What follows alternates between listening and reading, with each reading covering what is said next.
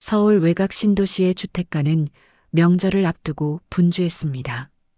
집집마다 창문 너머로 명절 음식을 준비하는 모습이 보였죠. 민호는 조수석에 앉은 아내 지연을 힐끗 쳐다봤어요.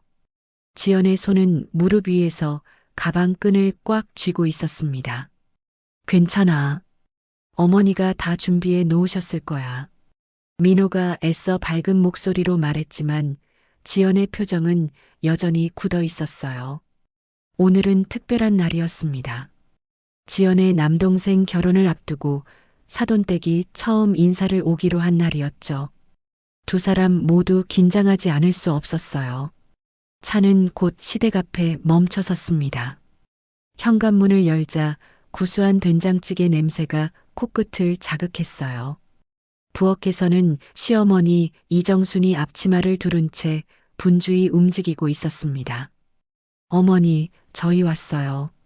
지연이 부엌으로 들어가 인사를 건넸어요. 정수는 환한 미소로 며느리를 맞이했습니다. 어서 와라. 피곤하지? 좀 쉬어. 아니에요. 제가 도와드릴게요. 지연은 앞치마를 두르고 시어머니 옆에 섰어요. 정순의 손놀림은 야무졌습니다. 평생 가난했지만 손끝만큼은 누구보다 정교했죠. 오늘 차릴 음식은 모두 정순이 직접 만든 것이었어요. 시계를 보니 2시간 후면 사돈댁이 도착할 시간이었습니다.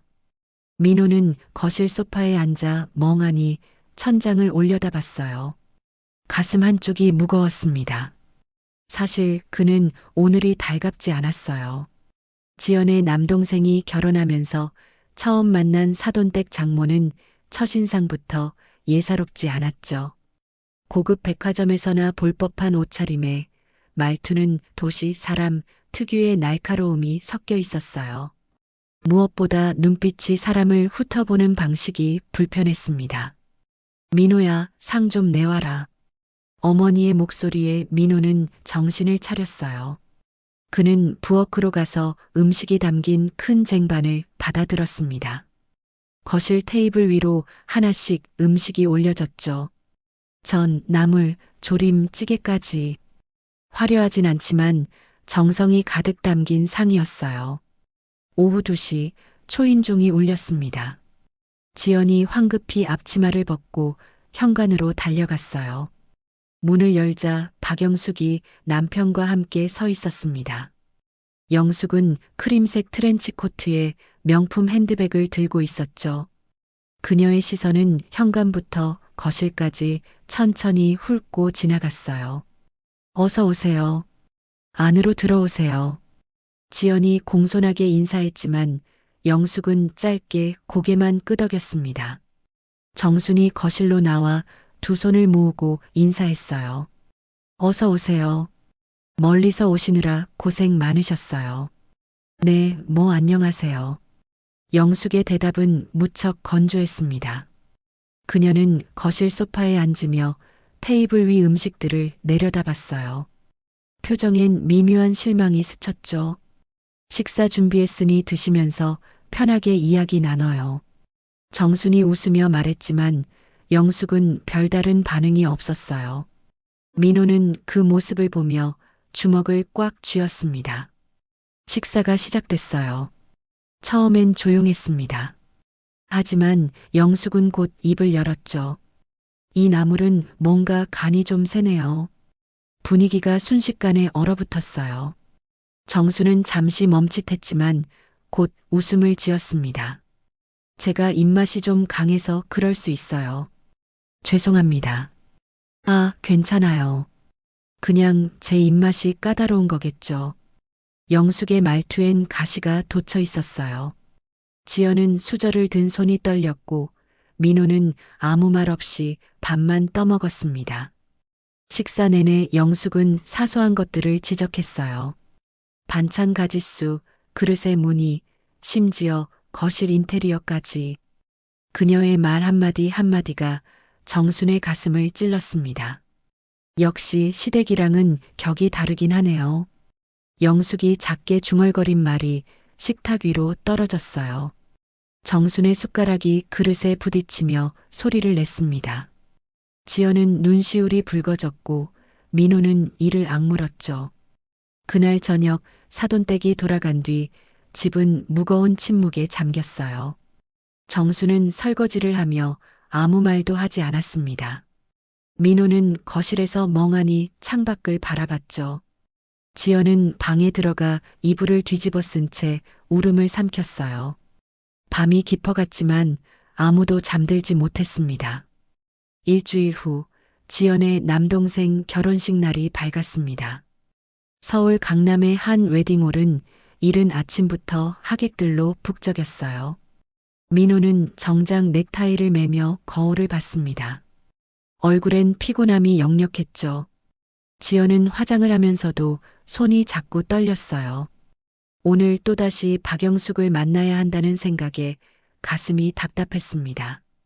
정수는 검은색 한복을 단정히 차려입고 현관에서 두 사람을 기다렸어요. 어머니, 출발할까요? 민호가 차 키를 들며 물었습니다. 정수는 조용히 고개를 끄덕이며 현관문을 나섰죠. 웨딩홀에 도착하자 입구부터 화려한 꽃장식이 눈에 들어왔어요. 지연의 남동생은 집안의 기대를 한몸에 받고 자란 아들이었습니다. 결혼식 규모도 그에 걸맞게 컸죠. 로비에서 지연의 어머니가 하객들을 맞이하고 있었어요. 그 옆엔 박영숙이 서 있었습니다. 영숙은 진주 목걸이에 고급스러운 한복을 입고 있었죠. 그녀의 시선이 입구로 들어서는 정순에게 향했어요. 어서 오세요. 지연의 어머니가 반갑게 인사했지만 영숙은 그저 눈으로만 훑어볼 뿐이었습니다. 정수는 예의 바르게 허리를 숙여 인사했어요. 축하드립니다. 좋은 날이에요. 네, 감사합니다. 짧은 인사가 오간 뒤 세 사람은 예식장 안으로 들어갔습니다. 좌석은 신랑 신부 측으로 나뉘어 있었죠. 민호 가족은 신부 측 뒷자리에 앉았어요. 예식이 시작되기 전 VIP석 근처에서 영숙의 목소리가 들려왔습니다. 그녀는 옆에 앉은 친척들에게 뭔가를 속삭이고 있었어요. 민호는 멀리서 그 모습을 지켜봤습니다. 저쪽이 신부 시댁이라는데 집안이 좀 그렇다더라고요. 영숙의 말이 귓속말처럼 퍼져나갔어요. 주변 사람들이 고개를 돌려 정순 쪽을 힐끗 쳐다봤습니다. 민호는 주먹을 쥐었지만 참았어요. 예식이 진행되는 동안 민호는 집중할 수 없었습니다. 앞에선 신랑 신부가 서약을 하고 있었지만 귓가엔 아까 들은 말이 맴돌았죠. 지연은 신부 대기실에 있었지만 마음은 편치 않았어요. 언니로서 동생의 결혼식을 축하해야 하는데 자꾸 시댁 걱정이 앞섰습니다. 예식이 끝나고 피로연이 시작됐어요. 식사를 하던 중 정수는 갑자기 어지러움을 느꼈습니다. 손으로 이마를 짚으며 자리에서 일어났죠. 어머니, 괜찮으세요? 옆에 있던 민호가 황급히 물었어요. 정수는 괜찮다는 듯 손을 저었습니다. 잠깐 화장실 좀 다녀올게. 정수는 비틀거리며 복도로 나왔어요. 사람들의 웃음소리와 음악소리가 멀어졌습니다. 그녀는 주차장 쪽 벽에 기대서서 숨을 고르려 했죠. 머릿속이 하얗게 변했어요. 가슴이 답답하고 숨쉬기가 힘들었습니다. 순간 눈앞이 흐려지며 몸이 휘청거렸죠. 아줌마, 괜찮으세요? 지나가던 하객 한 명이 급히 달려와 정순을 부축했어요. 그는 곧장 피로연장으로 달려가 민호를 찾았습니다. 저기, 혹시 검은 한복 입으신 어르신 가족분이세요? 민호는 깜짝 놀라 벌떡 일어났어요. 네, 제 어머니신데요. 주차장 쪽에서 쓰러지실 것 같아서요. 민호는 식탁을 박차고 뛰어나갔습니다. 주차장에 도착하니 어머니가 벽에 기댄 채 힘없이 서 있었어요. 얼굴은 창백했고 이마엔 식은땀이 맺혀 있었죠. 어머니. 민호가 달려가 어머니를 부축했습니다. 정수는 아들의 팔에 몸을 기댔어요. 괜찮아. 그냥 좀 어지러워서 병원 가셔야 해요. 아니야, 괜찮다니까. 동생 결혼식인데 괜히 소란 피우지 마. 정수는 애써 웃음을 지었지만 얼굴엔 힘이 없었습니다. 민호는 어머니를 조심스럽게 부축해 로비 의자에 앉혔어요. 그때 피로 연장에서 나온 영숙이 그 모습을 봤습니다. 그녀는 옆에 선 친척에게 비웃듯 말했죠. 저런 게 다 연극이에요. 관심 받으려고. 민호는 멀리서 그 말을 듣고 말았어요. 손이 부들부들 떨렸습니다. 하지만 어머니 앞에선 아무렇지 않은 척했죠. 지연이 황급히 달려왔어요. 신부 들러리 역할을 마치고 나온 참이었습니다. 어머니, 괜찮으세요? 걱정 마. 금방 나아질 거야. 정수는 며느리의 손을 꽉 잡았어요. 지연의 손바닥이 땀으로 축축했습니다. 결혼식은 무사히 끝났지만 민호 가족의 마음은 무거웠어요. 집으로 돌아오는 차 안은 내내 침묵이었습니다. 정수는 창밖을 바라보며 아무 말도 하지 않았죠. 그날 밤 민호는 잠들지 못하고 뒤척였어요. 오늘 들은 말들이 머릿속에서 계속 맴돌았습니다. 옆에서 지연도 작게 흐느끼는 소리가 들렸죠. 민호의 가슴속엔 분노가 끓어올랐습니다. 하지만 그 분노를 어디에도 쏟아낼 수 없었어요. 그는 주먹을 불끈 쥐고 천장을 노려봤습니다. 새벽이 되어서야 민호는 겨우 잠들었어요. 하지만 꿈속에서도 오늘의 장면들이 반복됐습니다. 결혼식 다음 날 아침 민호는 일찍 눈을 떴습니다. 어머니 방에서 신음소리가 들려왔어요. 그는 급히 달려가 문을 열었죠. 정수는 침대에 누운 채 이마를 짚고 있었습니다. 어머니, 어디 아프세요? 가슴이 좀 답답하구나. 민호는 더 이상 미룰 수 없다고 판단했어요. 지연을 깨워 함께 어머니를 부축해 차에 태웠습니다. 새벽 6시, 거리는 아직 조용했죠. 응급실에 도착하자 의사가 바로 진찰에 들어갔어요. 민호와 지연은 복도에서 초조하게 기다렸습니다. 1시간쯤 지나자 의사가 나왔어요. 과로와 스트레스로 인한 급성 협심증 증세입니다. 며칠 입원하셔야 합니다. 민호는 고개를 끄덕이며 입원 수속을 밟았어요. 병원 수납 창구에서 카드를 꺼내는데 직원이 말했습니다. 보호자분명의 통장으로 자동이체 신청하실 건가요? 아, 네. 어머니 통장 있으면 그걸로 할게요. 민호는 어머니 가방을 뒤지기 시작했어요. 지갑 안쪽에서 낡은 통장 한 권이 나왔습니다. 표지가 낡아서 은행 이름도 잘 보이지 않았죠. 통장을 펼치는 순간 민호의 손이 멈췄어요.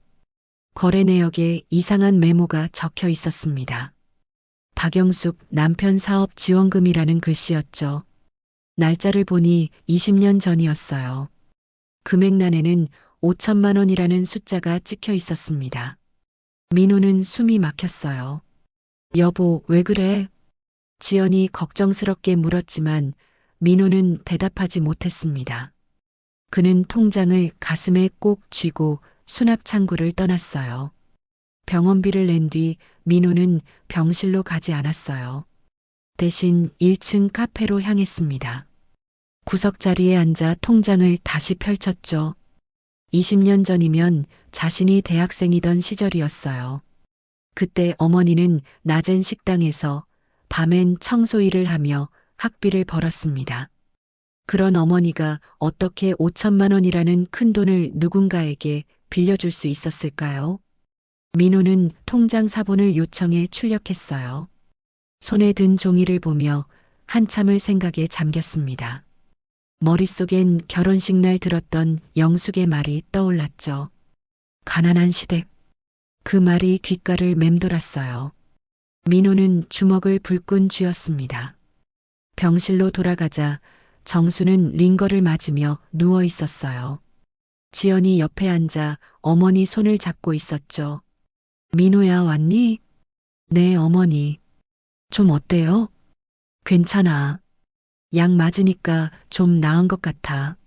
민호는 어머니 곁에 앉았습니다. 통장 얘기를 꺼내고 싶었지만 차마 입이 떨어지지 않았어요. 어머니는 아무것도 모르는 듯 편안한 얼굴이었습니다. 어머니, 좀 쉬세요.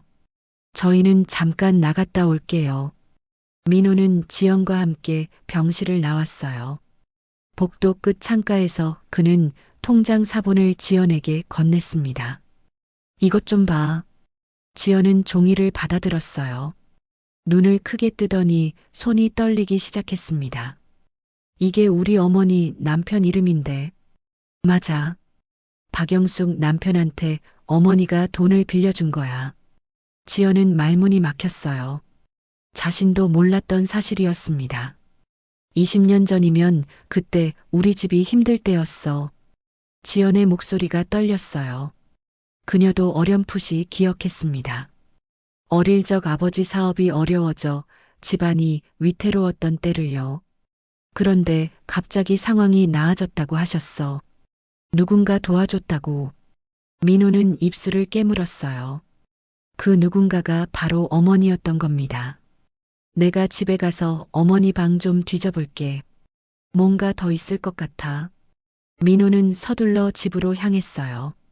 어머니 방 서랍을 하나씩 열어봤습니다.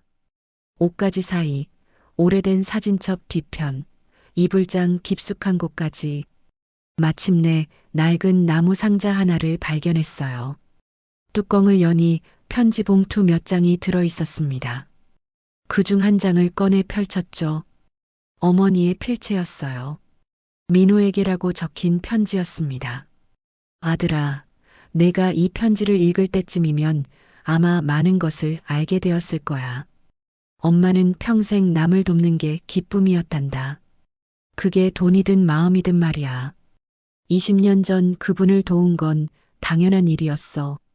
하지만 언젠가 진실을 알게 되더라도 미워하지는 마라. 사람은 누구나 약할 때가 있는 법이니까. 민호의 눈시울이 붉어졌어요. 편지를 든 손이 바들바들 떨렸습니다. 어머니는 이미 알고 계셨던 거예요. 언젠가 이 진실이 밝혀질 거라는 것을요. 그는 편지를 가슴에 꼭 안았어요. 창밖으론 해가 뉘엿뉘엿 지고 있었습니다. 민호는 한참을 그 자리에 서 있었죠. 마음속엔 분노와 슬픔이 뒤섞였어요. 하지만 동시에 어머니의 마음도 느껴졌습니다. 그 넓고 깊은 마음을요. 민호는 편지를 조심스럽게 접어 주머니에 넣었어요. 그리고 다시 병원으로 향했습니다. 가는 길 내내 그의 표정은 단단했죠. 이제 민호는 결심했어요. 진실을 밝히겠다고. 하지만 어머니의 뜻대로 미움이 아닌 존엄으로요. 다음 날 아침 민호는 회사 책상 앞에 앉아 있었어요. 하지만 컴퓨터 화면만 멍하니 바라볼 뿐이었습니다. 머릿속엔 온통 어머니 통장과 편지 생각뿐이었죠. 김민호 대리, 보고서는 어떻게 됐어요? 상사의 날카로운 목소리가 귀를 찔렀어요. 민호는 화들짝 놀라 고개를 들었습니다. 죄송합니다. 오늘 중으로 올리겠습니다. 요즘 대체 무슨 일이에요? 정신 좀 차려요. 상사는 인상을 쓰며 자리로 돌아갔어요. 민호는 한숨을 내쉬며 키보드를 두드렸지만 손가락이 제대로 움직이지 않았습니다. 점심시간이 되자 민호는 회사 옥상으로 올라갔어요. 혼자 있고 싶었습니다. 난간에 기대서서 하늘을 바라봤죠. 구름이 천천히 흘러가고 있었어요. 주머니 속 편지가 자꾸 손에 만져졌습니다. 민호는 편지를 꺼내 다시 한번 읽었어요. 어머니의 글씨가 눈에 아른거렸죠. 퇴근길, 민호는 집으로 향하지 않았어요. 대신 병원으로 갔습니다. 지연이 병실에서 어머니를 돌보고 있었죠. 여보 왔어? 지연이 밝게 웃으며 인사했지만 눈가엔 피곤함이 역력했어요. 민호는 아내를 복도로 불러냈습니다. 우리 잠깐 얘기 좀 해야 할 것 같아. 두 사람은 병원 1층 벤치에 나란히 앉았어요. 민호는 가방에서 통장 사본과 편지를 꺼냈습니다. 이거 다시 봤는데 확실해. 어머니가 박영숙 남편을 도운 게 맞아. 지연은 서류를 받아들며 입술을 깨물었어요. 손이 부들부들 떨렸습니다. 나도 어렴풋이 기억나. 초등학교 때였어. 갑자기 아버지가 웃으시면서 위기를 넘겼다고 하셨거든. 누가 도와줬는지는 몰랐어? 응. 그냥 은인이 생겼다고만 하셨어. 자세히는 안 알려주셨지. 지연의 목소리가 떨렸어요. 눈시울이 붉어지기 시작했습니다. 우리 어머니는 그 사실을 알고 계셨을까? 민호는 고개를 저었어요.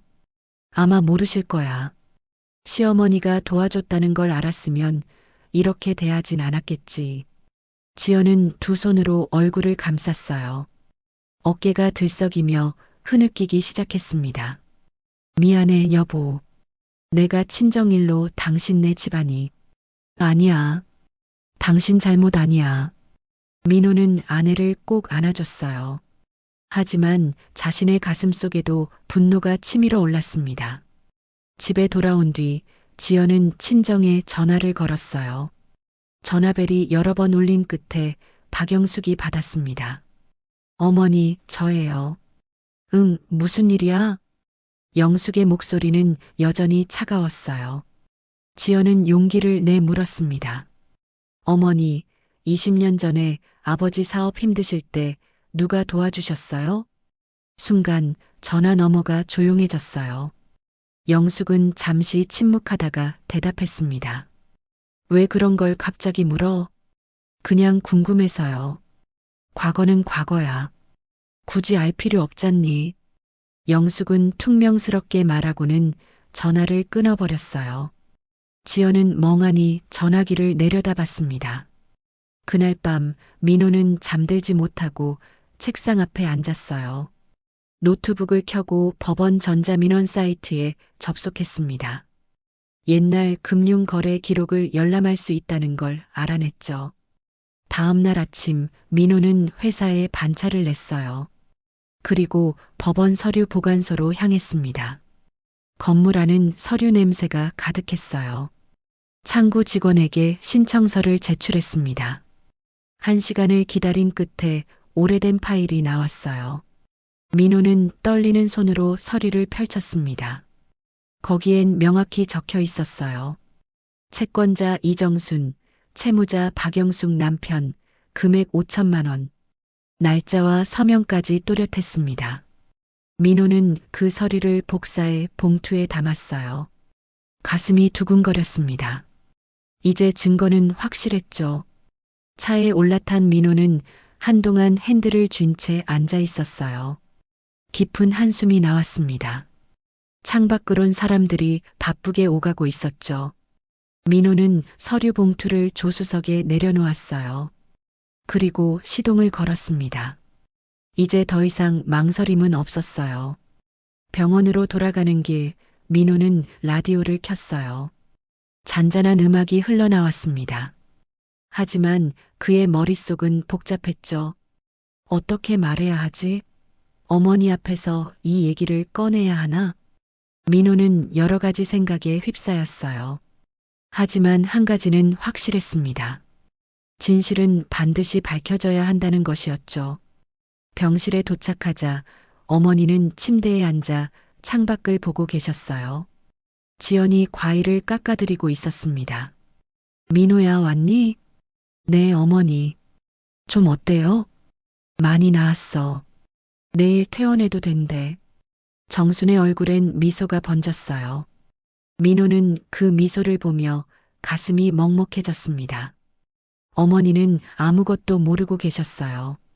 자신이 도운 사람에게서 받은 모욕을요. 그리고 아들이 지금 무슨 생각을 하고 있는지도요. 민호는 가방 속 서류 봉투를 만지작거렸어요. 하지만 꺼내지는 않았습니다. 아직은 때가 아니었죠. 저녁이 되어 민호와 지연은 집으로 돌아왔어요. 식탁에 마주 앉았지만 밥맛이 없었습니다. 지연이 먼저 입을 열었어요. 여보, 우리 어떻게 할 거야? 민호는 젓가락을 내려놓았어요. 그리고 아내를 똑바로 바라봤습니다. 진실을 밝힐 거야. 하지만 어머니 방식대로. 어머니 방식? 미움이 아니라 존엄으로. 지연은 고개를 끄덕였어요. 두 사람의 눈빛엔 같은 결심이 담겨 있었습니다. 그날 밤 민호는 서재에 홀로 앉아 달력을 봤어요. 다음 주가 명절이었습니다. 온 가족이 모이는 날이죠. 민호는 펜을 들어 달력에 동그라미를 쳤어요. 바로 그날이었습니다. 진실을 밝힐 날이요.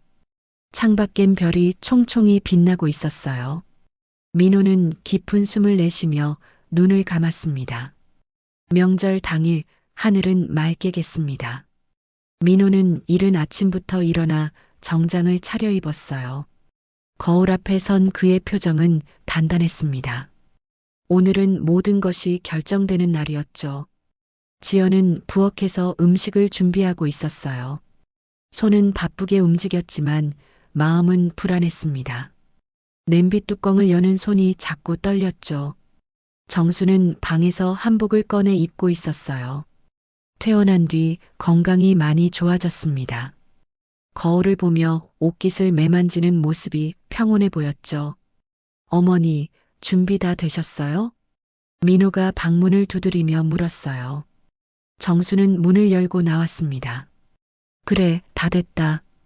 오늘 사돈댁도 오신다는데 괜찮으시겠어요? 정수는 잠시 뜸을 들이더니 고개를 끄덕였어요. 괜찮아. 명절인데 가족끼리 모여야지. 민호는 어머니의 얼굴을 유심히 봤습니다. 여전히 아무것도 모르는 표정이었죠. 오전 11시 손님들이 하나둘 도착하기 시작했어요. 지연의 부모님이 먼저 오셨습니다. 이어서 지연의 남동생 부부도 왔죠. 정오가 가까워지자 박영숙이 남편과 함께 현관에 섰어요.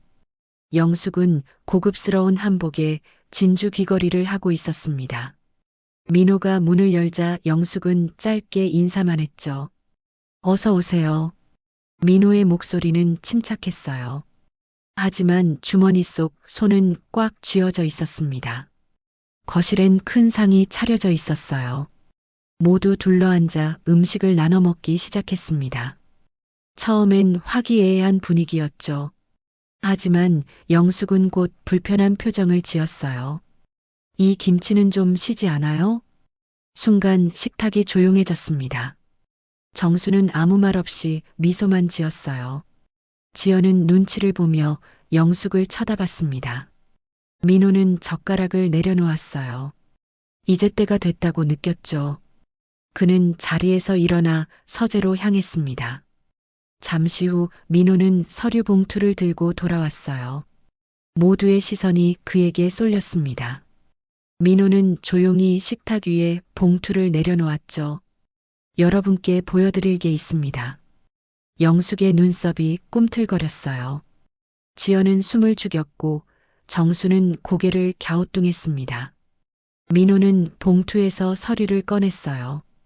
복사된 통장 내역과 법원 문서였습니다. 그는 차분하게 입을 열었죠. 이건 20년 전 금융거래 기록입니다. 모두가 귀를 기울였어요. 영숙의 얼굴이 미세하게 굳었습니다. 채권자는 우리 어머니 이정순, 채무자는 박영숙 사돈댁 남편분입니다. 순간 식탁이 얼어붙었어요. 영숙의 손에서 숟가락이 떨어졌습니다. 쨍그랑 소리가 정적을 깼죠. 5천만 원이라는 돈을 어머니께서 빌려주셨습니다. 그분의 사업이 어려울 때였죠. 지연의 아버지가 눈을 크게 떴어요. 그는 아내 영숙을 돌아봤습니다. 민호는 계속해서 말했어요. 이 돈 덕분에 사업을 살리셨다고 들었습니다. 하지만 어머니는 한 번도 이 사실을 입 밖에 내지 않으셨죠. 정수는 조용히 눈을 감았어요. 얼굴엔 슬픔이 스쳤습니다. 영숙은 아무 말도 하지 못했어요. 입술만 파르르 떨릴 뿐이었습니다. 얼굴은 창백해졌고 손은 식탁볼을 움켜쥐었죠. 그런데 사돈 어머님께선 우리 어머니를 가난한 집안이라고 하셨습니다. 격이 다르다고 하셨죠. 민호의 목소리는 떨리지 않았어요. 하지만 그 안엔 단단한 힘이 실려 있었습니다. 지연의 어머니가 일어나려 했지만 다리에 힘이 없었어요. 남편이 급히 아내를 부축했습니다. 나는 몰랐어요. 영숙이 가까스로 말을 꺼냈어요. 목소리는 떨렸고 눈가엔 눈물이 맺혔습니다. 남편이 말 안 했어요. 누가 도와줬는지. 영숙의 남편도 고개를 숙였어요. 그는 정순을 향해 깊이 절을 했습니다. 죄송합니다. 제가 부끄러워서 말씀 못 드렸습니다. 정순은 천천히 자리에서 일어났어요. 모두가 숨을 죽이고 그녀를 봤습니다. 그녀의 눈엔 눈물이 가득했지만 표정은 평온했죠. 저는 그저 당연한 일을 했을 뿐입니다. 정순의 목소리가 거실에 울려 퍼졌어요. 사람이 어려울 땐 서로 돕고 사는 게 맞으니까요. 하지만 정순은 잠시 말을 멈췄어요. 그리고 영숙을 바라봤습니다. 제가 아쉬웠던 건 그게 아닙니다. 사람을 돈으로 재는 그 마음이 슬펐어요. 영숙은 무릎을 꿇었어요. 바닥에 손을 짚고 고개를 숙였습니다. 어깨가 들썩이며 흐느끼기 시작했죠. 죄송합니다. 정말 죄송합니다. 영숙의 울음소리가 거실을 가득 채웠어요. 남편도 함께 무릎을 꿇었습니다. 정수는 그들에게 다가갔어요. 그리고 조용히 손을 내밀었습니다. 이제 일어나세요. 명절인데 이러지 마시고. 영숙은 정순의 손을 잡고 일어섰어요. 두 사람의 손이 마주 잡힌 순간 시간이 멈춘 듯 했습니다. 미움이 아니라 용서를 택하겠습니다. 그게 우리 집안의 길이니까요. 정순의 말에 민호는 고개를 숙였어요. 지연도 눈물을 닦았습니다. 그날 이후로 식탁의 분위기는 완전히 바뀌었어요. 영숙은 한마디도 하지 못하고 고개만 숙이고 있었죠. 하지만 정수는 여전히 따뜻하게 음식을 권했습니다. 명절이 끝나고 영숙이 떠날 때였어요. 그녀는 현관에서 정순의 손을 꼭 잡았습니다. 제가 어떻게 갚아야 할지. 정수는 고개를 저었어요. 아무것도 갚지 않으셔도 됩니다. 그냥 앞으로 사람을 따뜻하게 대해주세요. 영숙은 눈물을 흘리며 고개를 끄덕였어요. 그리고 조용히 집을 나섰습니다. 문이 닫힌 뒤 민호는 어머니를 꼭 안았어요. 말없이 한참을 그렇게 있었습니다. 밤하늘엔 별이 반짝이고 있었어요. 오랜 비밀이 밝혀진 날이었습니다. 명절이 지나고 일주일이 흘렀습니다. 박영숙은 집 안에만 틀어박혀 있었어요. 창문 커튼을 치고 전화도 받지 않았습니다. 밥도 제대로 먹지 않았죠. 남편은 걱정스러운 눈으로 아내를 바라봤어요. 거실 소파에 앉아 멍하니 허공을 보는 영숙의 모습이 낯설었습니다. 여보, 좀 먹어요.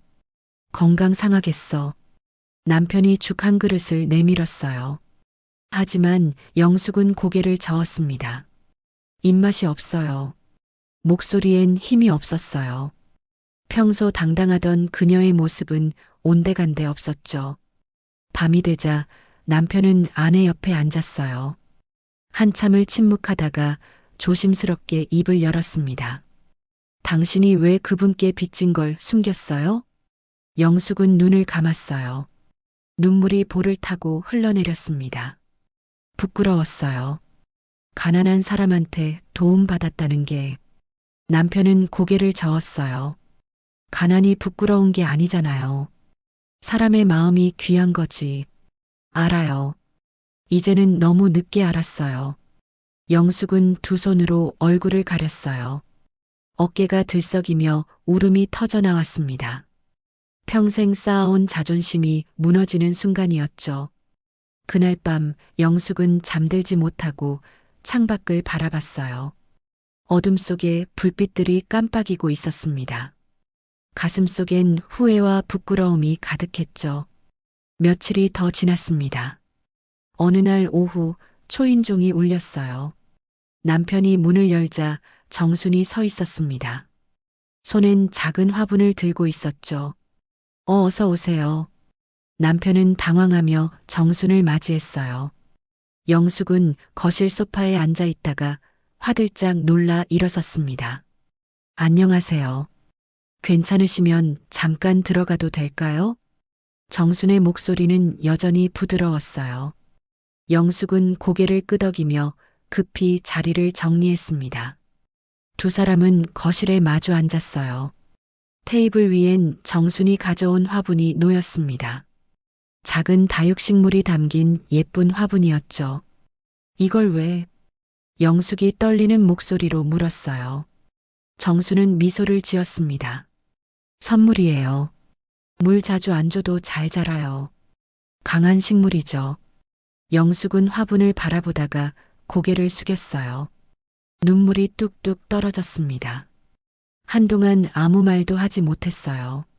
정순도 조용히 앉아 기다렸습니다. 벽시계 소리만 똑딱거렸죠. 죄송해요. 정말 정말 죄송해요. 영숙의 입에서 힘겹게 말이 나왔어요. 목이 메어 제대로 말하기 힘들었습니다. 저는 평생 남한테 지는 게 싫었어요. 그래서 더 강한 척했던 것 같아요. 정수는 고개를 끄덕이며 들었어요. 영숙은 계속 말을 이어갔습니다. 남편이 사업 망할 뻔했을 때가 제일 무서웠어요. 친구들한테 무시당할까봐 그래서 누가 도와줬는지도 알고 싶지 않았어요. 영숙의 목소리는 점점 작아졌어요. 손은 무릎 위에서 떨리고 있었죠. 정수는 천천히 손을 내밀었어요. 영숙의 떨리는 손을 감싸쥐었습니다. 따뜻한 온기가 전해졌죠. 괜찮아요. 사람은 누구나 약할 때가 있어요. 정순의 말에 영숙은 얼굴을 들었어요. 두 사람의 눈이 마주쳤습니다. 전 언니를 원망하지 않아요. 다만 앞으로는 사람을 있는 그대로 봐주셨으면 좋겠어요. 네네. 영숙은 고개를 끄덕이며 울었어요. 정순도 눈시울이 붉어졌습니다. 두 사람의 손은 계속 맞잡혀 있었죠. 한참이 지나자 영숙이 진정되었어요. 정수는 가방에서 수건을 꺼내 건넸습니다. 이거로 눈물 닦으세요. 감사합니다. 영숙은 수건으로 얼굴을 닦았어요.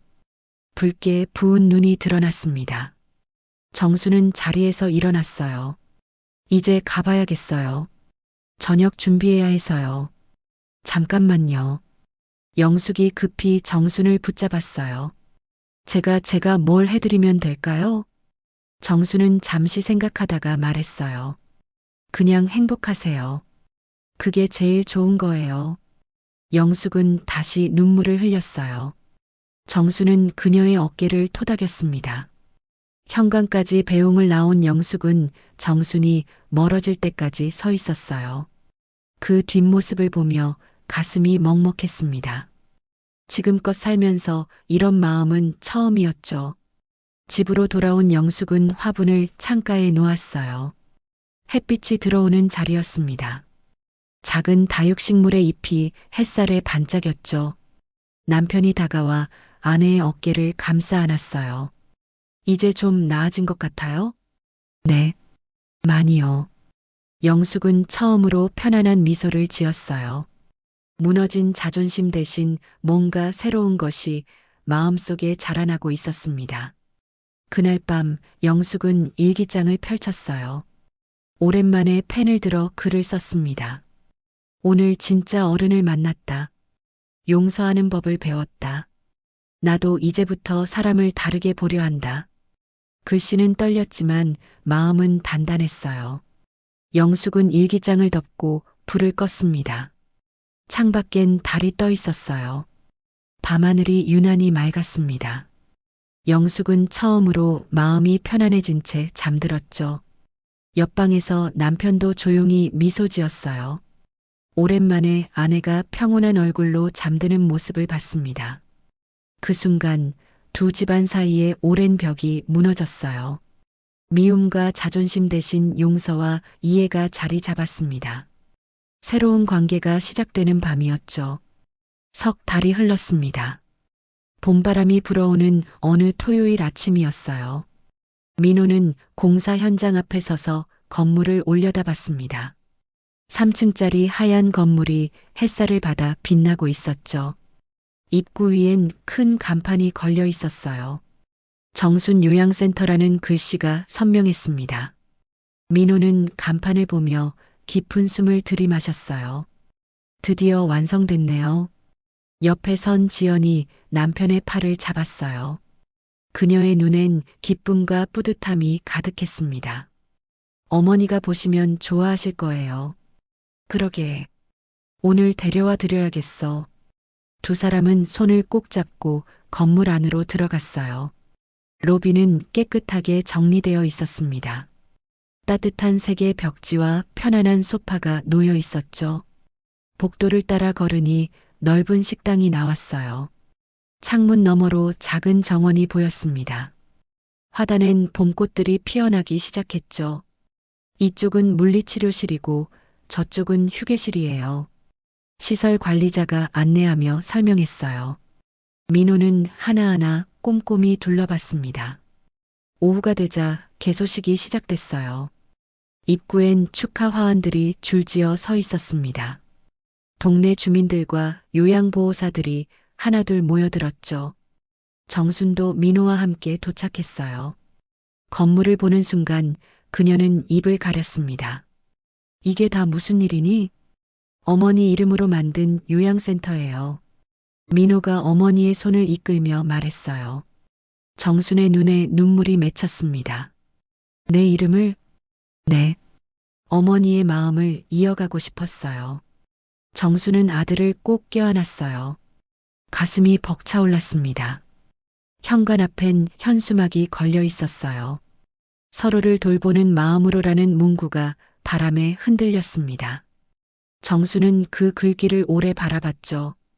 개소식엔 많은 사람이 참석했어요. 지연의 가족도 왔고 동네 이웃들도 모였습니다. 그리고 행사장 뒤편엔 박영숙이 조용히 서 있었어요. 민호는 마이크를 잡고 간단히 인사말을 했어요. 이 센터는 어머니의 뜻을 기리기 위해 만들었습니다. 사람은 누구나 돌봄이 필요하고 서로 손잡고 살아가야 한다는 걸 가르쳐 주신 분입니다. 청중들이 박수를 쳤어요. 정수는 옆에서 고개를 숙이며 눈물을 닦았습니다. 식이 끝난 뒤 사람들이 건물 안을 둘러봤어요. 정수는 복도를 천천히 걸으며 이곳저곳을 살폈습니다. 벽엔 따뜻한 그림들이 걸려 있었죠. 한쪽 벽면엔 사진 액자가 있었어요. 정순이 젊은 시절 웃고 있는 모습이었습니다. 그 아래엔 작은 글귀가 적혀 있었죠. 사람의 가치는 가진 것이 아니라 나눈 것으로 결정됩니다. 정수는 사진 앞에 멈춰 섰어요. 오랫동안 그 자리에 서서 옛 기억을 떠올렸습니다. 그때 뒤에서 누군가 다가왔어요. 박영숙이었습니다. 손엔 하얀 봉투를 들고 있었죠. 저기 잠깐 시간 되세요? 정수는 고개를 돌렸어요. 영숙은 조심스럽게 봉투를 내밀었습니다. 기부금이에요. 많진 않지만. 아니에요. 마음만으로도 고마워요. 정순이 봉투를 받으며 미소 지었어요. 영숙은 주머니에서 또 다른 봉투를 꺼냈습니다. 이건 편지예요. 읽어주세요. 여기서 읽어도 될까요? 네. 정수는 봉투를 뜯어 편지를 펼쳤어요. 영숙의 글씨가 단정하게 적혀 있었습니다. 당신의 따뜻함에 이제야 답합니다. 늦었지만 제가 배운 걸 다른 사람들에게 나누겠습니다. 감사합니다. 정수는 편지를 접으며 영숙의 손을 잡았어요. 고마워요. 이렇게 마음 써주셔서 제가 더 감사하죠. 저를 용서해 주셔서. 두 사람은 잠시 손을 맞잡고 서 있었어요. 창밖으론 봄볕이 따스하게 비쳐들었습니다. 저녁이 되자 사람들이 하나둘 돌아갔어요. 민호와 지연은 어머니와 함께 건물 앞에 섰습니다. 노을이 하늘을 물들이고 있었죠. 어머니, 이제 시작이에요. 민호가 어머니의 어깨에 손을 올렸어요. 정수는 고개를 끄덕였습니다. 그래, 새로운 시작이구나. 세 사람은 노을을 바라보며 서 있었어요. 현수막이 바람에 부드럽게 흔들렸습니다. 서로를 돌보는 마음으로라는 글귀가 석양빛에 물들었죠. 그날 밤 민호는 사무실에 홀로 앉아 있었어요. 책상 위엔 어머니가 쓴 오래된 편지가 놓여 있었습니다. 그는 편지를 다시 한번 읽으며 미소 지었어요. 아들아, 내가 이 편지를 읽을 때쯤이면 많은 것을 알게 되었을 거야. 민호는 편지를 서랍에 조심스럽게 넣었어요. 창밖을 보니 별이 반짝이고 있었습니다. 요양센터의 불빛이 어둠 속에서 환하게 빛났어요. 건물 간판도 은은하게 빛을 내고 있었죠. 민호는 그 빛을 보며 깊은 숨을 내쉬었습니다. 어머니, 이제 편히 쉬세요. 우리가 이어갈게요. 마음속으로 중얼거린 민호는 천천히 자리에서 일어났어요. 불을 끄고 문을 잠그며 건물을 나섰습니다. 밤하늘은 맑았고 바람은 따뜻했어요. 봄이 완전히 찾아온 밤이었습니다. 3년이 흘렀습니다. 정순 요양센터는 지역에서 가장 사랑받는 곳이 되었어요. 건물 외벽엔 덩굴장미가 자라 꽃을 피웠습니다. 정원엔 노인들이 산책하며 웃음 짓고 있었죠. 로비 벽면엔 감사패들이 가득 걸려 있었어요. 지역 모범 기관, 사랑 나눔 실천상 같은 상패들이었습니다. 그 한가운데엔 이정순의 흑백 사진이 걸려 있었죠. 사진 속 정순은 환하게 웃고 있었어요. 젊은 시절의 모습이 생생했습니다. 사진 아래엔 작은 꽃병에 하얀 국화가 꽂혀 있었죠. 어느 화창한 가을 오후였어요. 민호는 새로 들어온 직원들을 모아놓고 있었습니다. 회의실 스크린엔 센터 속의 영상이 재생되고 있었죠. 이 센터를 만든 건 제 어머니의 뜻을 이어가기 위해서입니다. 민호가 천천히 말을 시작했어요. 직원들은 조용히 귀 기울였습니다. 어머니는 평생 남을 돕는 게 기쁨이라고 하셨어요. 가진 게 없어도 나눌 수 있다고 믿으셨죠. 한 젊은 간병인이 손을 들어 물었어요. 센터장님, 어머니는 지금 어디 계세요? 민호는 잠시 말을 멈췄어요. 창밖을 바라보며 깊은 숨을 내쉬었습니다. 1년 전에 돌아가셨어요. 하지만 정신은 여기 함께 계시죠. 직원들 사이에서 작은 탄식이 흘러나왔어요. 젊은 간병인의 눈시울이 붉어졌습니다. 제가 어머니한테 배운 가장 큰 가르침은 이거예요.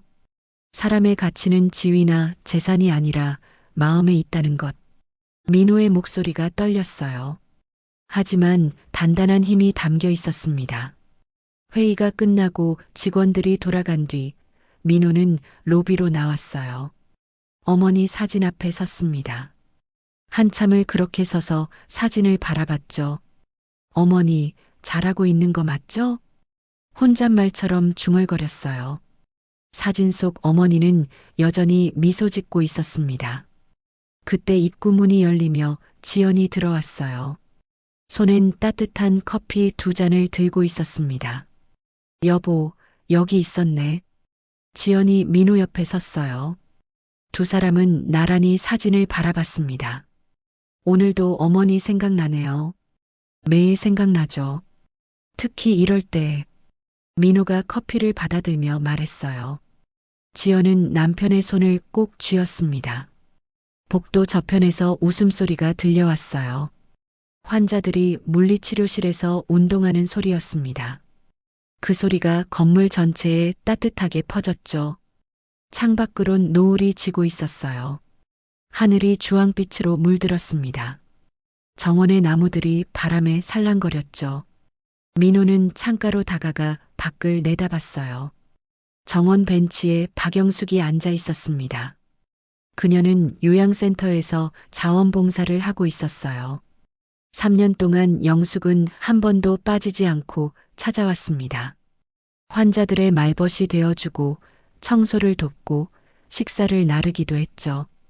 처음엔 어색했지만 이젠 없어선 안 될 사람이 되었어요. 영숙은 벤치에 앉아 노을을 바라보고 있었어요. 무릎 위엔 낡은 일기장이 놓여 있었습니다. 그녀는 매일 그날 있었던 일을 기록했죠. 오늘도 정순 언니 생각을 했다. 나는 언니한테 배운 걸 실천하려 노력한다. 아직도 부족하지만 영숙이 펜을 들고 일기를 쓰고 있었어요. 석양빛이 일기장 위로 비쳐들었습니다. 민호는 영숙의 모습을 보며 고개를 끄덕였어요. 사람은 변할 수 있다는 걸 그녀가 증명해주고 있었습니다. 해가 완전히 지고 저녁이 되었어요. 센터의 불빛이 하나둘 켜지기 시작했습니다. 건물 간판도 은은하게 빛을 냈죠. 민호는 어머니 사진 앞으로 다시 돌아왔어요. 사진 옆 꽃병에 물을 갈아주었습니다. 하얀 국화가 싱싱하게 빛났어요. 이제 정말 편히 쉬세요, 어머니. 민호가 사진을 향해 속삭였어요. 지연도 옆에서 조용히 고개를 숙였습니다. 벽에 걸린 사진이 복도 조명에 반사되어 반짝였어요. 마치 어머니가 대답하는 것 같았습니다. 잘했다고, 고맙다고 말하는 것처럼요. 밖에서 바람이 불어왔어요. 입구 현수막이 바람에 흔들렸습니다. 서로를 돌보는 마음으로라는 글귀가 빗속에서 춤추듯 움직였죠. 민호와 지연은 손을 잡고 창가에 섰어요. 밤하늘엔 별이 총총히 떠올랐습니다. 그중 하나가 유난히 밝게 빛나고 있었죠. 저 별 좀 봐요. 유난히 밝네요. 지연이 하늘을 가리키며 말했어요. 민호도 고개를 들어 별을 바라봤습니다. 어머니 같네요. 저도 그렇게 생각했어요. 두 사람은 한참을 그렇게 서서 별을 바라봤어요. 복도 끝에선 환자들의 웃음소리가 들렸습니다. 간병인들이 저녁 식사를 나르는 소리도 들렸죠. 요양센터는 오늘도 따뜻한 빛으로 가득했어요. 이정순이 평생 꿈꾸던 세상이 여기 있었습니다. 가난하고 부유함을 떠나 사람이 사람을 돌보는 곳이요. 민호는 어머니 사진을 한 번 더 돌아봤어요. 사진 속 미소가 그를 향해 있었습니다. 그 미소가 말하는 것 같았죠.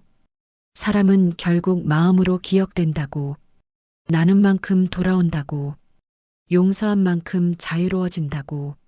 민호는 깊은 숨을 들이마셨어요. 가슴이 따뜻해졌습니다. 밤은 깊어갔고 별은 더 밝게 빛났어요. 정순 요양센터의 간판도 부드러운 빛을 냈습니다. 그 빛은 어둠 속에서 길을 잃은 이들을 위한 등대 같았죠. 이야기는 그렇게 용서와 사랑 속에서 끝이 났습니다. 하지만 그 정신은 계속 이어질 거예요. 세상 어딘가에서 누군가의 마음 속에서요.